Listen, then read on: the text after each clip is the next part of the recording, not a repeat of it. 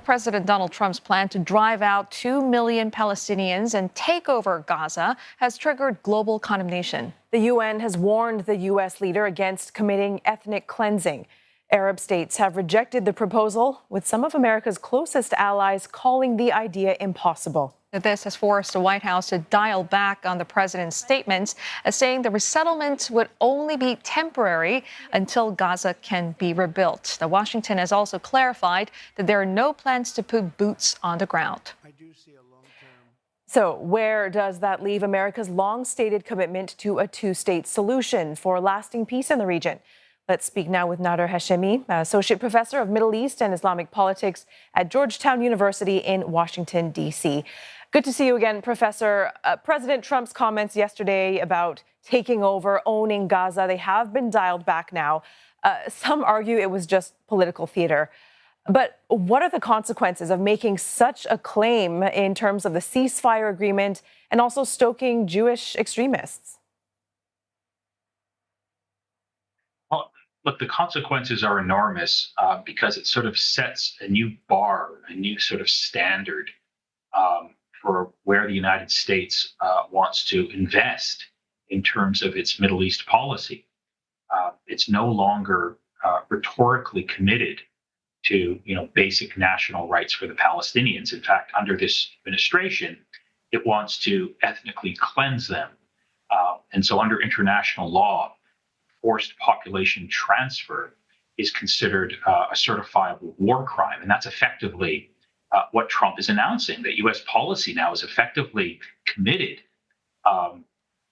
to implementing a war crime. Now, whether Trump will be able to actually implement the policy remains to be seen. I'm skeptical because the United States can't unilaterally undertake this mass expulsion plan because it's dependent on neighboring Arab states accepting the Palestinians from Gaza, and all of them said that they won't do this. So these are, very dangerous times, very, difficult times, especially for the people of Gaza. And I think this is going to have very long-term repercussions on the whole question of international peace and security and what constitutes a world order. One of the things that President Trump said, he's claiming that everybody loves this idea of the U.S. taking over Gaza. Any idea who these leaders or countries are he's referring to here? And what's their level of support for this proposal? Well, I think, we don't know for certain who he's referring to. And he, said that he's talked to many people about this plan and all of them were enthusiastic. I think he's at one level referring to his inner circle of advisors. And this is, I think, important to point out. One of the problems here is that almost every single member of Trump's inner foreign policy circle is a political extremist when it comes to the Israel-Palestine conflict. They all fall within the camp of Benjamin Netanyahu. In other words, they're right-wing Zionists. There's no one in that inner circle that has, a view that's committed to international law and basic rights for the Palestinians. So I think that's one group of people he's talking to. I think he's also talking to, Arab dictators. Many of these Arab dictators, publicly have said that they oppose this plan, but privately they tell the United States, they tell Donald Trump that, they sort of love his ideas for the future of the Middle East. The challenge is, how can we implement them? So I think these are the people that he's referring to. And we don't have the exact sort of list of people he's been on the phone with recently, but if I had to guess, it would be the people that I just listed. How do you think Hamas and other armed groups are processing what the U.S. president has said? Should we be expecting a response from them? Well, they're very weak. They don't really have an ability to respond to what Donald Trump has just said. Obviously, they don't like what Trump said, that there's a possibility that the United States will come into military occupation of the Gaza Strip and try to ethnically cleanse the Palestinians. But I think the whole question of Hamas is important because it sort of raises the question, if the United States wanted to send troops into Gaza to engage in a policy of mass expulsion, why would anyone expect that the U.S. Army would be any more successful than the Israeli army in trying to crush Hamas? Israel has been at it at this war for 15 months approximately. It's dropped the equivalent of 2 to 3 Hiroshima bombs on Gaza, and Hamas is still there fighting. In fact, just before he stepped down as Secretary of State, Antony Blinken, announced quite revealingly that the number of Hamas fighters today is roughly the same as existed on the first day of this conflict back on October the 7th. In other words, Hamas have been able to recruit many more Hamas fighters as have been killed. Many of them, as we now know, are orphans from previous wars. So if Hamas has been able to stand up to the Israeli Defense Forces, as they're called, and withstand this type of punishment, what more could the United States do to Gaza and to Hamas that the Israelis have been unable to do? So I don't think anyone has an answer, and I don't see the American public backing another military invasion of another part of the Middle East and having American soldiers engaged in hand-to-hand fighting against an insurgent guerrilla movement.